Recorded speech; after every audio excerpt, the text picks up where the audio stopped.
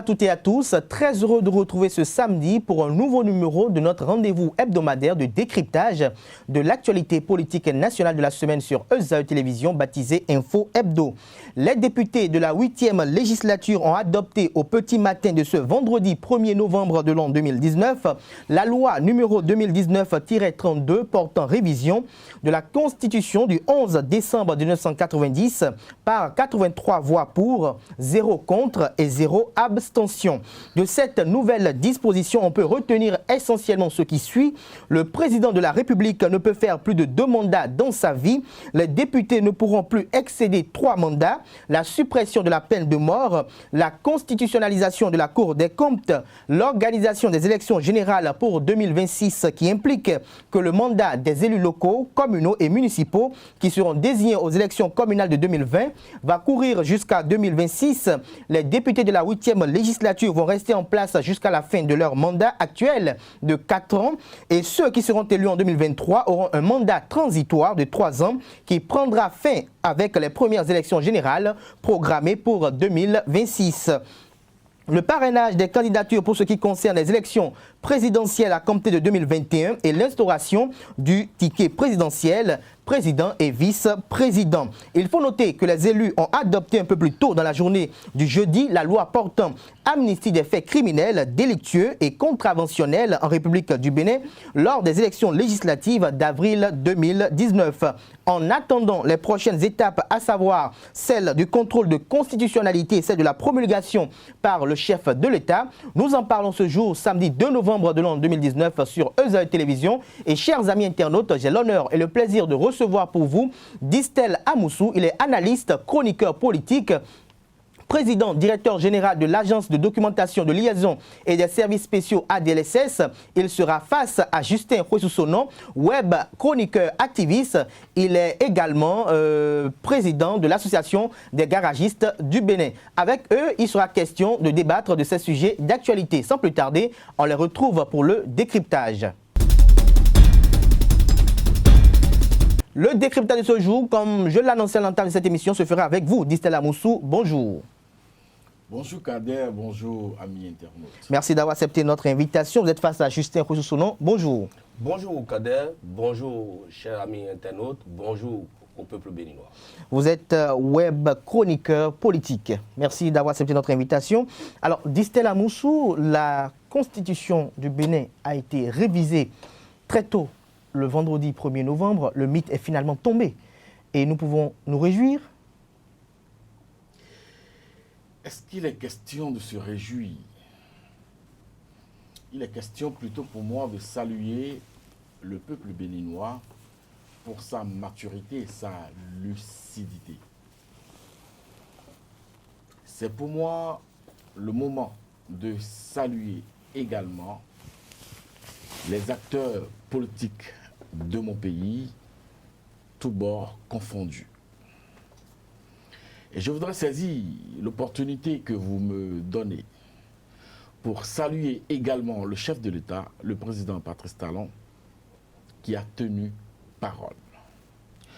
J'ai salué la lucidité et la clairvoyance du peuple béninois parce que depuis feu général Mathieu Kérékou, la révision de la Constitution du 11 décembre 1990 était une préoccupation majeure, mais entourée de beaucoup de suspicions.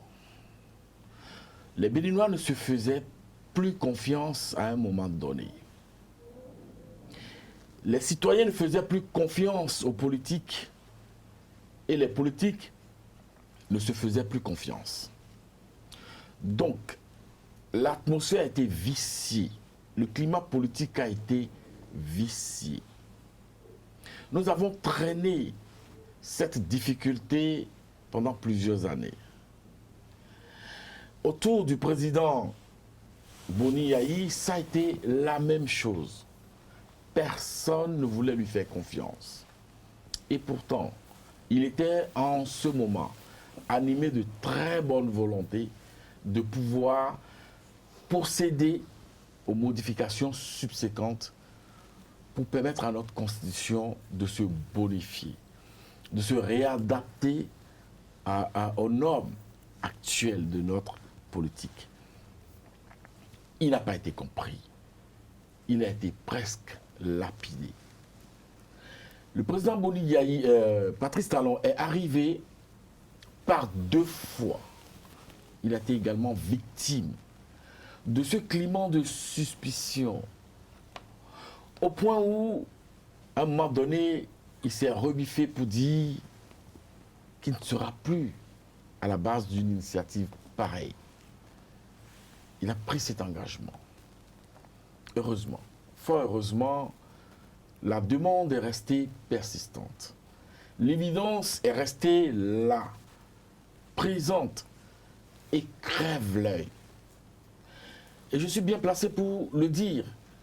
J'ai été, par le passé, 4 fois de suite, pendant 4 mandatures différentes de la Sénat, responsable de la cellule de communication.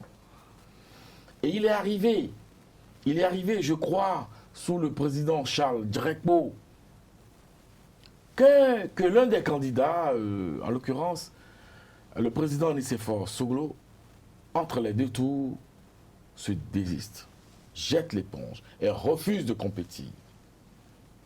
Mais notre Constitution n'avait pas prévu la solution, la porte de sortie dans le cas d'espèce.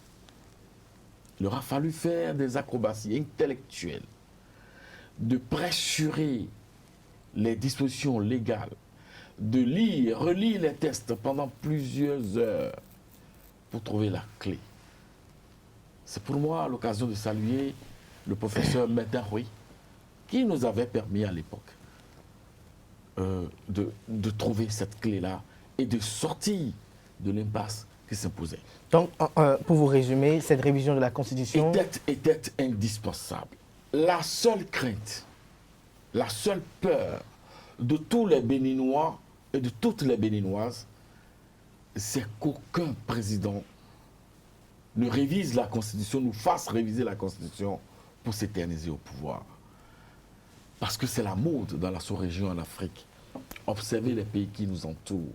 Je ne voudrais pas créer d'incidents diplomatiques en citant nommément des pays. Mais c'est devenu le sport favori et la tasse de thé de certains pays. On tord le cou à la Constitution pour se procurer une énième possibilité de briguer la magistrature suprême. Alors, je reviens. Mais dans notre pays, le président Patrice Talon a définitivement enterré ce climat de suspicion et a prouvé qu'on peut faire de grandes choses sans tordre le cou à la Constitution et sans s'éterniser au pouvoir. Merci à vous, Distel Moussou. Merci à vous, Distel Moussou, vous avez compris. Alors, Justin Kossosono, vous êtes un analyste politique, chroniqueur politique. Alors, comment avez-vous reçu cette révision constitutionnelle, ou l'effectivité de cette révision de la Constitution? Contrairement à ce que vient de dire mon vis-à-vis, tout comme citoyen patriote, c'est avec étonnement que nous avions appris ce braquage, si vous me permettez les termes, contre le socle de la démocratie béninoise. On ne peut pas exactement dire à quel moment, entre le 31 et le 1er novembre, ce hold-up constitutionnel a été opéré. Je voudrais contredire un peu mon vis-à-vis en lui disant, avant de venir débattre de cette prouesse qu'il se permet de qualifier, il devrait maîtriser l'existant. Mais c'est avec désolation que je constate que mon cher ami Distel Moussou ne maîtrise pas le contenu de la Constitution du 11 décembre 1990. Parce que le préambule de la Constitution du 11 décembre 1990 a mis en place des balises, des pare-chocs que tout dirigeant doit respecter avant de penser à la révision de cette Constitution-là. Lesquels préalables n'ont pas été respectés à votre avis? On ne peut plus jamais revenir dans un état despotique au Bénin. la justice devait être un levier de souveraineté. La Constitution du 11 décembre 1990, qui a été l'inspiration de l'élite intellectuelle béninoise, il ne revient pas à un groupuscule de profaner cette Constitution telle que nous sommes en train de constater. Alors, Justin Kousono, j'ai quelques interrogations, puisque vous semblez estimer que la chose a été effectuée de façon hétérodoxe. C'est votre avis et on vous le respecte. Mais est-ce que vous avez pris lecture, vous avez pris connaissance des différentes modifications, des différents amendements apportés à cette Constitution? Mais si je peux quand même qualifier cela d'un fétiche que tous les acteurs sociopolitiques ont mis en place, est-ce qu'on peut désigner, soi-disant, quelques acteurs politiques? Parce que ce n'est pas seulement les acteurs politiques qui se sont réunis pour mettre en place la Constitution du 11 décembre 1990. Il y avait la société civile, il y avait quand même les agents permanents de l'État, les représentants de la société civile et tout cela étaient là. Ils ont réfléchi, ils ont apporté leur contribution pour la conception de la Constitution du 11 décembre 1990. Mais oui, je constate malheureusement que c'est des groupuscules qui ont été associés, si vous me permettez le terme, pour aller profaner ce socle de la démocratie béninoise. Alors, Justin Kousono, avant de revenir peut-être à Dissela Mosso qui brûle de réagir, nous avons suivi depuis cette apparition du projet de révision constitutionnelle plusieurs internautes qui se sont prononcés. Vous prenez généralement dans vos chroniques comme exemple les grandes démocraties comme la France et les États-Unis, mais est-ce que quand il s'agit des amendements constitutionnels ou de révision de la Constitution, est-ce que les choses se déroulent comme vous le souhaitez vous? Vous savez, les faits sont sacrés, mais les commentaires sont libres. Je voudrais, à partir d'un certain nombre de faits, faire des observations objectives au peuple béninois. Lors de cette dichotomie ambiante qui avait secoué l'ancien président Boni Yayi et l'actuel président Patrice Talon, que je salue au passage, j'ai suivi une interview du président Patrice Talon qui disait que les raisons de cette dichotomie, c'est parce que l'ancien président Boni Yayi l'aurait sollicité pour une révision opportuniste de la Constitution du 11 décembre 1990 et il s'est opposé à ça. Et c'est cela qui a été la raison de sa persécution. Voilà. Patrice Talon avait dit qu'il y avait une tentative de révision de la Constitution pour s'éterniser au pouvoir. Je vous dis, c'est pour un motif de révision de la Constitution du peuple béninois auquel il s'est opposé. Pour s'éterniser au pouvoir. Maintenant, est-ce que la révision qui vient d'être opérée a reçu quand même l'approbation du peuple béninois avant d'être profané tel que nous sommes en train de constater? Je dis, il y a eu un coup il y a eu un forcing qui a manqué d'élégance. Il y a eu un forcing qui a manqué d'élégance. Il y a eu profanation, selon Justin Kousono, Dissela Mosso. Vous avez suivi le sévère réquisitoire de votre vis-à-vis. Est-ce que vous voyez les choses de la même façon quand on se rappelle que l'ancien président Mathieu Kérékou disait que la Constitution du 11 décembre 1990 avait été taillée à sa mesure pour lui faire plaisir? Pourquoi ce sourire? J'ai suivi avec beaucoup de plaisir mon ami Justin qui se perdait dans la maîtrise des concepts et se débattait sur l'étymologie et la sémantique des notions qu'il évoque de façon... Non, je crois que je ne vais pas répondre à certaines incantations. Je dirais simplement que la démocratie béninoise s'est bonifiée et que les Béninois ont compris qu'il fallait enterrer le mythe qui entourait la constitution de notre pays. Alors, est-ce qu'on peut parler de profanation de la Constitution du 11 décembre 1990? Est-ce qu'on peut parler de révision opportuniste, Dissela Mosso? J'ai dit que je ne répondrai pas aux incantations parce qu'en face de moi, je n'ai pas d'argument scientifique, je n'ai pas d'argumentaire élégant qui puisse permettre un débat de haut vol. j'ai des phrases. Mais ce que j'observe, c'est que la démocratie béninoise s'est bonifiée. Et à aucun moment, la 8e législature n'a touché aux fondamentaux, n'est-ce pas, de la démocratie. La nature du régime n'a pas changé. Le nombre de mandats constitutionnels du président de la République n'est pas modifié. Le socle de la démocratie béninoise est resté intact.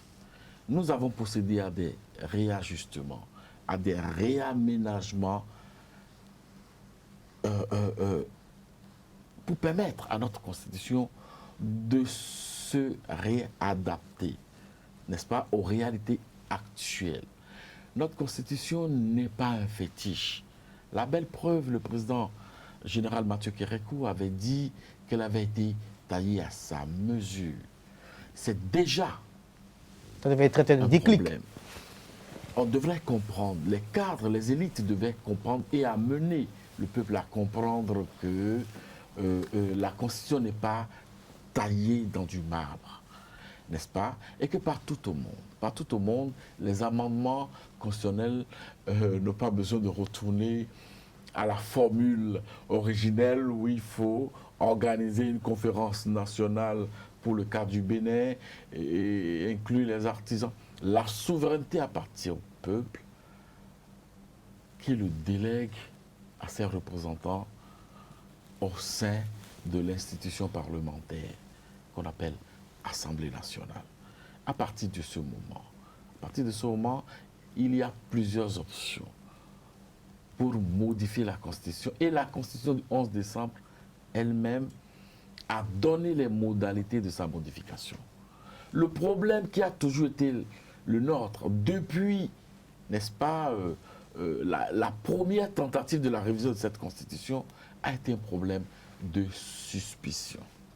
Les Béninois ne se font pas confiance. Et je l'ai dit tantôt, le peuple ne fait plus confiance aux politiques.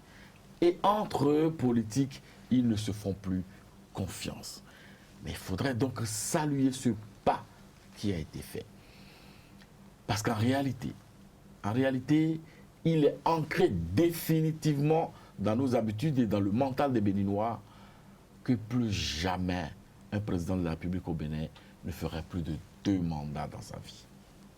Ça, aucun président dans le futur ne viendrait le modifier. Ça n'est pas possible.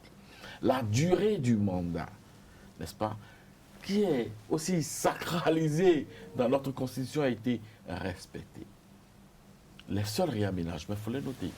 La Cour des comptes, c'était une demande pressante. Tout le monde voulait, souhaitait. Et c'était même une obligation régionale. L'ancien président Boni avait émis la volonté de le faire. Très bien.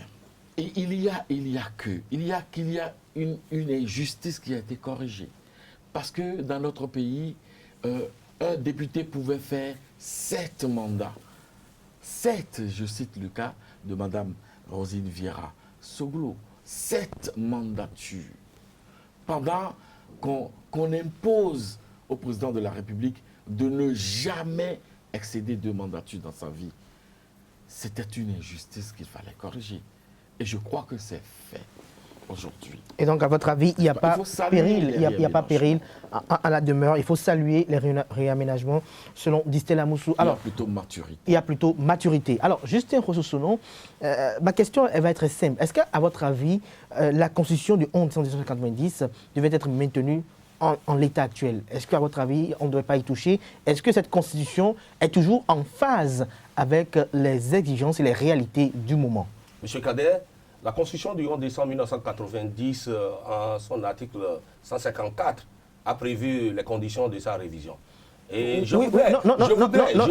Avant que vous alliez exposer les conditions prévues par la Constitution elle-même pour sa révision, je vous pose la question de savoir, est-ce qu'à votre avis, cette Constitution mérite, est-ce qu'il est opportun de réviser cette Constitution aujourd'hui au Bénin? La Constitution du 11 décembre 1990 n'est pas la Bible, où nul n'a le droit de toucher à un mot.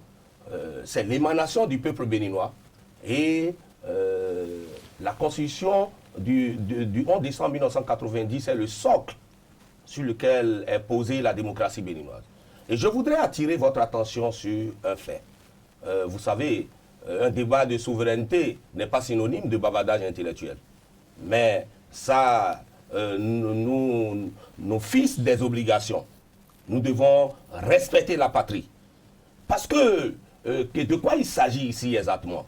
Je regarde mon vis-à-vis en face et je lui dis que lorsque la médiocrité s'efforce de s'imposer à un peuple, l'intelligence et la compétence ont des difficultés pour trouver leur marque. Et c'est ce que le peuple béninois est en train de vivre actuellement. Qui sont ceux qui ont profané la constitution du 11 décembre 1990? Qui sont ceux qui ont adopté une nouvelle constitution? J'ai entendu avec désolation un honorable député dire au Parlement béninois, au sein de l'hémicycle, que lui, il ne vote plus par conviction, mais il vote par solidarité. Il y a problème. Qui encourage ceux-là qui doivent prendre des dispositions de loi qui s'imposent au peuple béninois, de ne plus voter par conviction, mais de voter par solidarité. La question de la légitimité de la nouvelle constitution, pas de là. Nous parlons de la loi qui doit s'imposer au peuple béninois. Et ceux qui ont voté cette loi ont dit, depuis un certain moment donné, ils ne votent plus par conviction, mais ils votent par solidarité. Il y a problème de souveraineté. Et dans la forme, quand vous-même vous voyez, dans la forme, est-ce que ça ne pose pas depuis l'avènement. Est-ce que ça ne pose pas le problème ou la problématique qui a été longtemps évoquée, que Distel Marie a évoqué même sur le plateau, sur le profil des représentants du peuple? Est-ce que ça n'amène pas également à revoir? Est-ce que ça n'amène pas à revoir également la Constitution pour voir un peu qui on doit désigner? Je ne conteste pas que la Constitution du 11 décembre 1990 doit être revisitée. Mais juridiquement, sans qualité, il n'y a pas droit. Si celui qui est habilité à retoucher cette constitution-là dit que dans son état d'âme, les lois qu'il vote actuellement sont sa conviction et c'est pas solidarité, il faut attendre que celui qui doit voter la loi là commence par voter par conviction. Ce n'est que la déclaration d'un seul député. Est-ce que vous voyez? Il n'a pas dit nous, députés de la 8e législature. Moi, j'observe comme... Il n'a pas dit nous, députés de la 8e législature. J'observe comme tout autre Béninois, et avec étonnement, que l'urgence, on a dit, la constitution du 11 décembre 1990 sera votée, révisée en urgence. L'urgence pour le peuple béninois, c'est la révision de la constitution à un moment où les écoles sont inondées, les enseignants sont en difficulté pour encadrer normalement les enfants, alors que l'article 12 de la Constitution du 11 décembre 1990 impose au gouvernement de tout faire pour que l'éducation soit une réalité au Bénin. On n'a pas encore trouvé de solution à ces problèmes. Nous sommes en difficulté avec notre géant, le Nigeria, aujourd'hui, où l'urgence, c'est de trouver des solutions pour créer la paix entre notre voisin. On n'a pas trouvé de solution à ce genre de choses. Le palmier de la ménagère a des difficultés. Les Béninois ont des difficultés pour joindre les deux bouts. Mais depuis l'avènement du régime du nouveau départ, ce qui préoccupe les dignitaires de ce régime-là, c'est de réviser. Pourquoi vous parlez de dignitaires? Nous ne sommes pas dans un culte. Je vous dis, ce qui préoccupe les dirigeants de ce régime-là, c'est de tout mettre en œuvre pour réviser la constitution du peuple béninois. Ils ne peuvent pas gouverner, œuvrer pour que les Béninois mangent décemment sans toucher au socle de leur démocratie. Voilà le constat que le peuple fait. C'est votre constat. Avant de passer à Distel Amossou, permettez-moi d'ajouter quelque chose. Oui, allez-y. Voilà des gens qui ont promis au peuple béninois de les conduire au pâturage, à bon port. La Constitution du 11 décembre 1990 a prévu les conditions de sa révision. Ils ont lancé le premier assaut, ils ont échoué.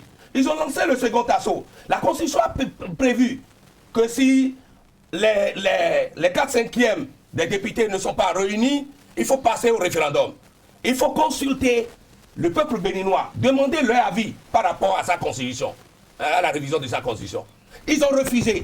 Donc c'est le chef de l'État qui... J'ai dit, Est-ce que... normalement, quand ils n'ont pas obtenu gain de cause au Parlement, la Constitution du 11 décembre 1990 les impose l'obligation de se retourner au peuple béninois par voie référendaire.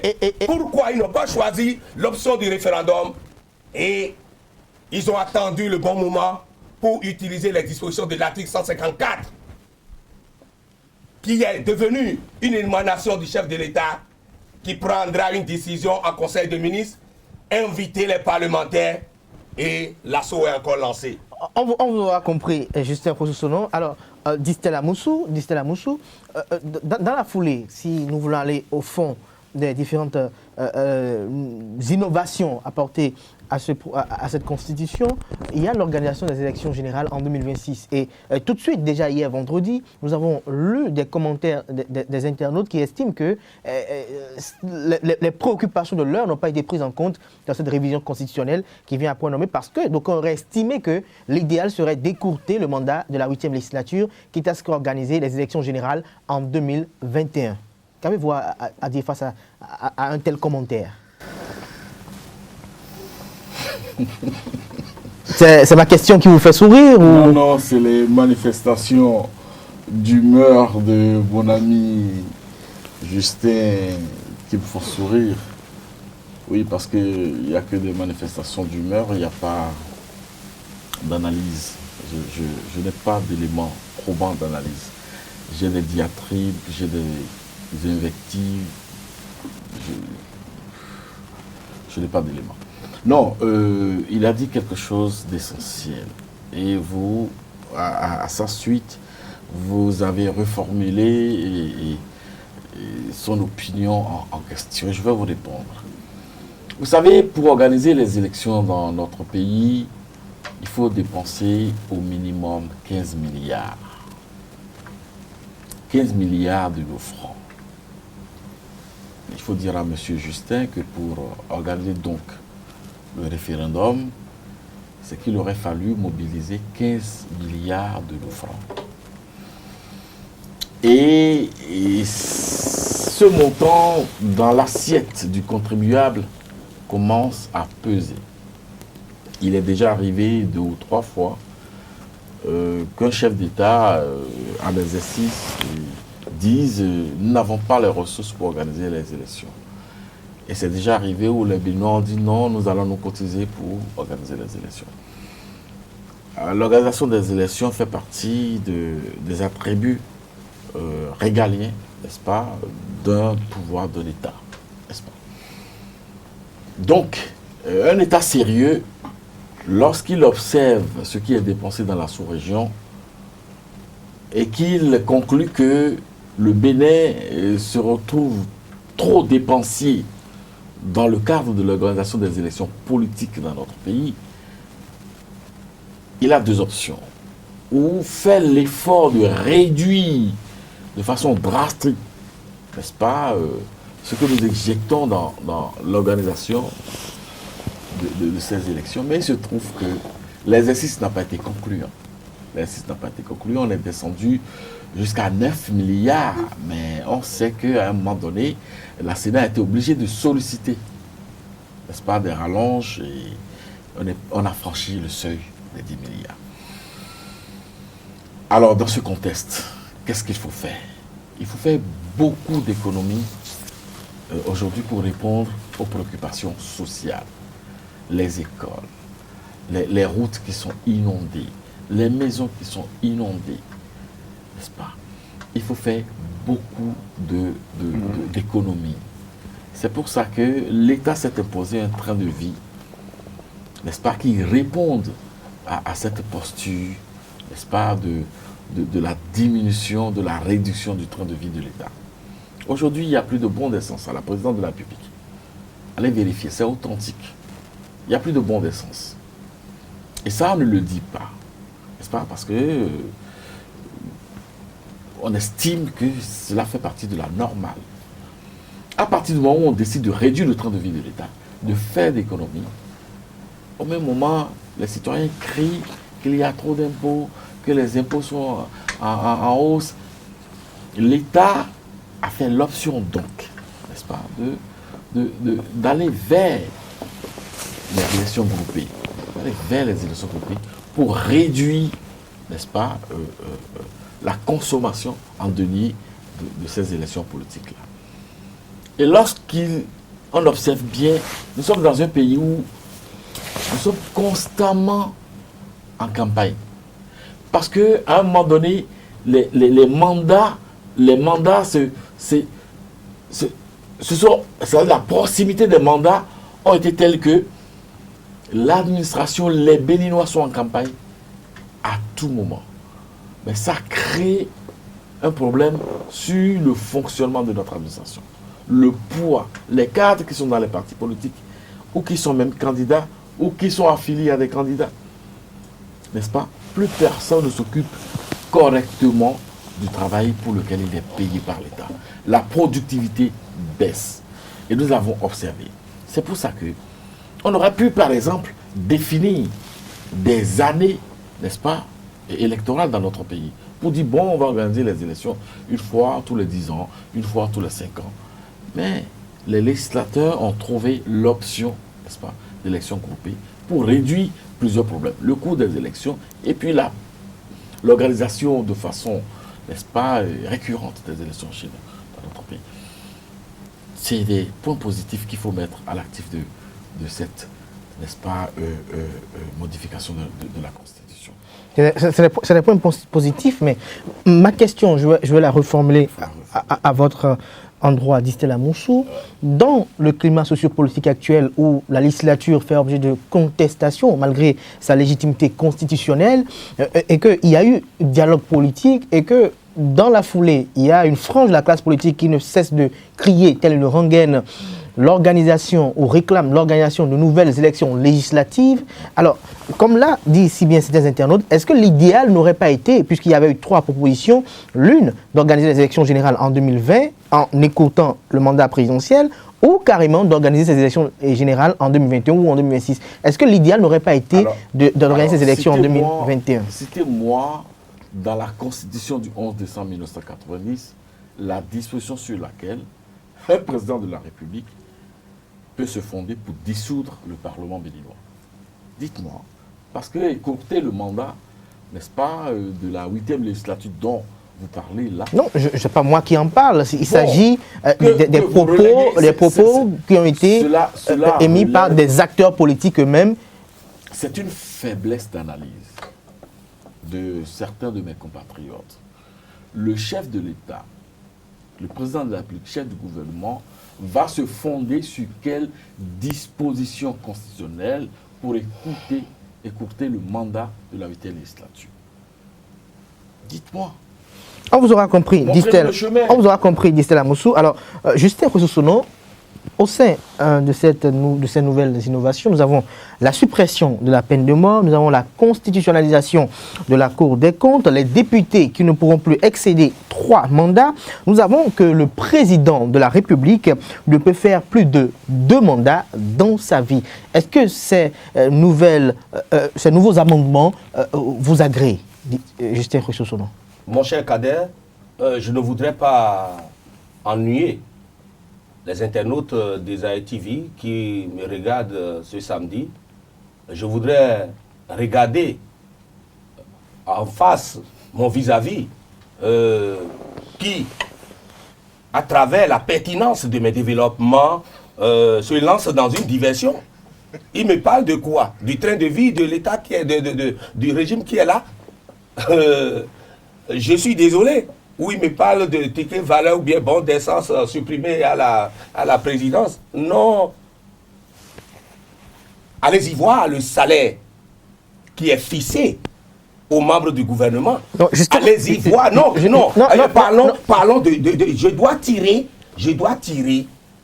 mes analyses de ces observations et de ces propositions. Tout à fait. Il vient de caricaturer la gouvernance comme si les gens sont là pour économiser. Non, je suis désolé.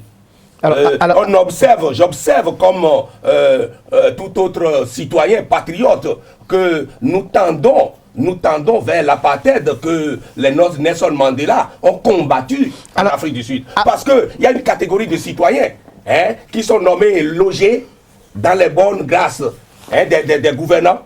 Et les vrais bâtisseurs de la République ne se retrouvent pas dans cette gouvernance-là. Justin Kossosono, cher ami, d'abord. Il vous aura compris ma question. Je la repose, elle est précise. Nous avons des nouvelles dispositions qui ont été introduites dans la constitution du Bénin. Il s'agit que désormais, en République du Bénin, le chef de l'État, le président de la République, ne peut faire plus de 2 mandats dans sa vie. Les députés ne pourront plus excéder 3 mandats. La suppression de la peine de mort, la constitutionnalisation de la Cour des comptes. Justin Kossosono, est-ce que ces dispositions vous agréent? Est-ce que ces dispositions convergent avec vos aspirations latentes? Je voudrais partir de la légitimité de cette disposition-là d'abord, avant de donner mon avis. Ceux qui ont voté et ceux qui ont adopté cette nouvelle constitution, eux-mêmes là, doutent de leur légitimité. Non, ma question n'est pas au sujet, n'est pas relative à ceux qui ont voté. C'est pas ma question. Ça va dans l'endroit de ce que vous devez apprécier cette disposition. Est-ce que vous, Justin Kossosono, est-ce que le fait d'apprendre que désormais au Bénin, aucun président de la République ne peut faire plus de 2 mandats dans sa vie, vous agrée? Est-ce que vous êtes heureux d'apprendre qu'il y ait une disposition ainsi dans la République?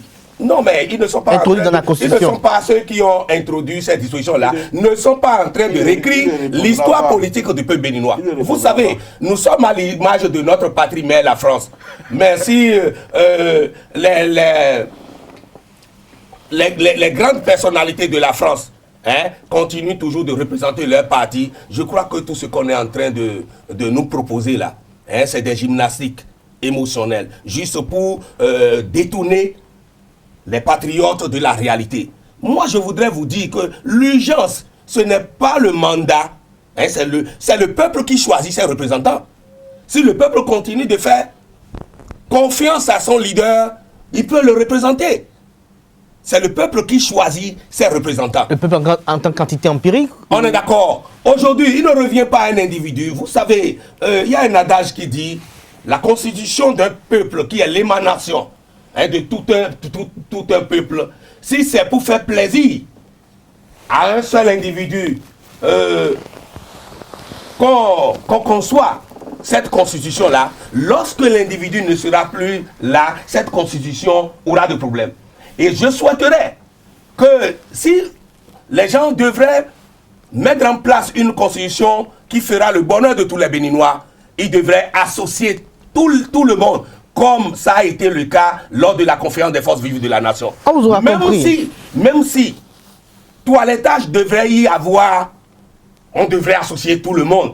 Les uns et les autres vont dire leurs opinions par rapport à la nouvelle constitution, la société civile, les partis politiques, les citoyens lambda. Justement, oui, mais on a dit... Selon vous, tout n'a pas été fait de manière consensuelle, mais est-ce que les dispositions qui ont été prises sont en phase avec les aspirations profondes de la classe politique et du peuple béninois? Ce n'est pas l'émanation du peuple qui a une constitution qui veut s'imposer. Une constitution qui veut s'imposer à un peuple ne revient pas à un individu de dicter sa loi et dire je veux que ça soit comme ceci, je veux que ça soit comme ça. Mais c'est le peuple qui doit... Apparemment, vous ne comprenez pas ma question. Ma question, c'est de savoir, est-ce que ces nouvelles dispositions introduites, est-ce qu'elles sont en phase avec les aspirations vous savez, des acteurs politiques, puisque nous avons la suppression de la peine de mort, nous avons la constitutionnalisation de la Cour des comptes, des vœux chers à l'ancien président Thomas Boni, à l'ancien président Mathieu Kérékou, qui en fait... Vous pouvez me laisser aller au bout de mes idées. Allez-y. Vous devez savoir que le droit a une science dynamique qui nécessite la notion d'effectivité. On est d'accord? Le droit est une science dynamique qui nécessite la notion d'effectivité. Quand je vois une loi d'amnistie votée, hein, cette loi d'amnistie là se repose sur quelle base juridique? On dit très souvent que lorsque la justice s'y mêle dans un dossier, toutes les autres forces s'éclipsent. Voilà des événements qui se sont passés. Nous revenons dans un instant sur la loi d'amnistie. Nous allons mettre un thème d'abord au panel lié à la révision de la Constitution. Distella Moussou. Alors, nous sommes presque à la fin. Nous allons passer au dernier sujet avant de clore cette émission. Distella Moussou, alors, à quoi alors nous attend les jours à venir suite à cette révision constitutionnelle? Est-ce qu'il y aura des contestations ou nous assisterons à la suite chronologique et constitutionnelle de la promulgation de cette révision constitutionnelle?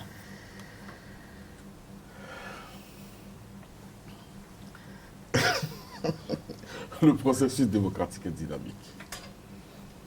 Et il faut dire que c'est à l'honneur de la démocratie béninoise que, à chaque sujet de préoccupation nationale,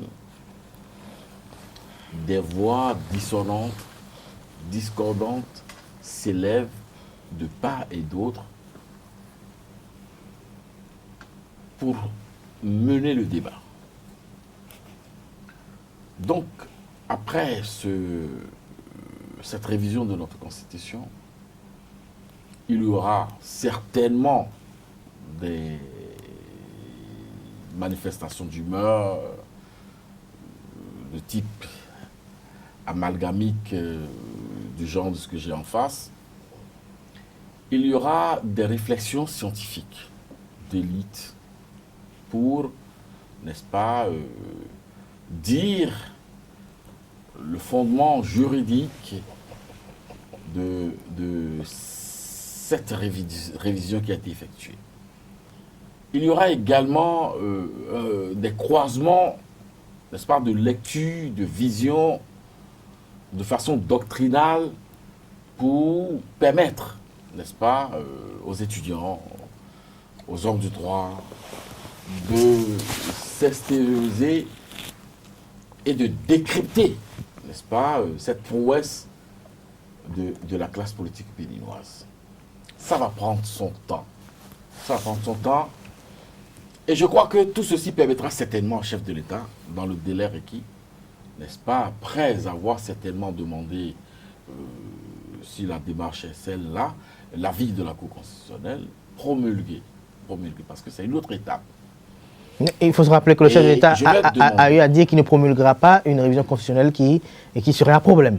Alors, c'est pour cela que mon souhait serait que les analyses se fassent et les croisements d'idées, d'intentions, de lecture, de vision, de doctrine se fassent autour donc de cet exercice qui a été fait pour permettre au chef de l'État d'avoir une lecture suffisamment large. N'est-ce pas? Merci. Et je crois, pour oui, et allez-y. Je crois que le chef de l'État pourrait également, ça c'est une lecture ou une proposition ou une invite, pourrait également reprendre à nouveau son bateau de pèlerin, n'est-ce pas, et rencontrer certaines personnalités politiques de notre pays, certaines personnalités culturelles de notre pays, religieuses, pourquoi pas et tout, reprendre langue, n'est-ce pas, avec ces personnalités-là, le cadrage, le cadre et tout, il ne m'appartient pas de le déterminer, c'est une proposition comme ça que je jette à l'eau, pour faire du processus du dialogue une effectivité. Parce que je l'ai dit déjà la dernière fois sur votre plateau que le dialogue, c'est un processus. Merci à vous, Distella Moussou. On vous aura compris. Justin Ressourcenon, très rapidement, je sais que vous voulez réagir très rapidement avant que nous passions à la proposition au vote de la loi d'amnistie avant de clore cette émission. Très rapidement. Nous sommes presque pris par Je le temps. vois que mon cher ami Distella a des difficultés pour trouver les mots justes. Hein. Il a des difficultés parce que à chaque fois quand il veut prendre la parole, je ne sais pas par où. Oui, parce passer. que vous savez pourquoi. Vous savez pourquoi. Même quand j'analyse ses propos, je vois qu'il est dans une diversion inédite. Dans la mesure où un analyste de renom que j'ai en face de moi me dit que c'est après avoir voté, adopté la Constitution, qu'on va consulter l'élite intellectuelle. On ne met pas la charrue devant le bœuf. La charrue reste derrière. C'est ce qu'on doit faire en amont. On vous aura compris. On vous aura compris. Et Justin Ressonant. Non, Distel Amoussou. Non, nous allons évoluer. En 2 minutes, permettez, nous sommes un peu. Tu me permettras en 2 minutes de rectifier la difficulté de compréhension de mon ami Justin. Je le comprends, Et c'est vrai que lorsque vous êtes un attaquant d'élite, joueur de classe A et que vous descendez dans une équipe où il y a des joueurs de bas niveau. Merci à vous, Distel Amoussou. On vous a compris. Merci à vous, Justin Ressonant. Je reste avec vous. Je reste avec vous. Je reste avec vous, Justin Ressonant. La proposition de loi portant amnistie des personnes impliquées dans les violences électorales, préélectorales et post-électorales des élections législatives d'avril 2019 a été votée à l'unanimité au Parlement. Est-ce une réjouissance pour le fait que dans les jours à venir, les uns et les autres interpellés vont recouvrer leur liberté? Vous ne voyez pas que cette loi d'amnistie constitue une promotion de l'impunité en République du Bénin? Est-ce que nous allons dire aussi que ceux qui ont occasionné est-ce que nous allons dire que les acteurs politiques qui réclamaient la libération des dites personnes étaient dans une démarche de promotion de l'impunité? En tant que patriote béninois, en tant que citoyen qui n'a plus d'autre nationalité, les auteurs des événements ignobles des 1er et 2 mai doivent être punis. Ceux qui ont brûlé les administrations publiques doivent être punis. Conformément au texte de la loi. Merci à vous. Cette loi d'amnistie n'est rien d'autre qu'un moyen pour étouffer, empêcher les institutions de droit international qui se sont auto-saisies de ce dossier pour voir clair ce qui s'est passé là. C'est pour brouiller les cartes quand on parle d'amnistie. Non, nous ne sommes pas à cette étape. On doit, avant de pardonner, il faut connaître qui a fait quoi avant de le pardonner. Merci à vous, Justin Ressonant, Distel Amoussou, au sujet de la loi d'amnistie. Nous sommes presque à la fin. Oui, le peuple béninois est un peuple de paix. Et la paix a à nouveau dicté sa loi à tout le monde. Sinon, vous connaissez mon point de vue par rapport à cette loi d'amnistie. Mon souhait aurait été que la justice fasse son travail jusqu'au bout. Et que les auteurs, co-auteurs, commanditaires, soient détectés et punis avec la dernière rigueur. Mais il se trouve que nous sommes dans un environnement politique qui fédère notre justice. Et qu'avec les derniers développements, la paix soit devenue une denrée recherchée par tout le monde. Non, mais la justice, c'est un levier de souveraineté. La justice, c'est un levier de souveraineté. Et quand la justice s'y mêle dans un dossier, toutes les autres forces éclipsent. Est-ce que nous pouvons mettre... Allez-y, Distel Amoussou. Allez-y, Distel Amoussou. Nous sommes presque à la fin, nous sommes plus par le temps. La paix s'est imposée à tout le monde. Et l'autre disait que rien ne vaut la paix. Merci à vous, Distel Amoussou. Je rappelle que vous êtes... analyste, chroniqueur politique, vous êtes le président directeur général de l'agence de documentation de liaison et des services spéciaux ADLSS. Vous étiez face à Justin Ressonant, web chroniqueur activiste politique. Merci d'avoir été sur ce plateau. Chers amis internautes, ainsi se referme Info Hebdo de ce samedi 2 novembre de l'an 2019. Merci pour l'attention, merci pour la fidélité. Le rendez-vous est pris pour le samedi prochain pour un autre numéro. Peut-être avec les mêmes ou avec d'autres invités. Merci pour l'attention et à samedi prochain pour un autre numéro.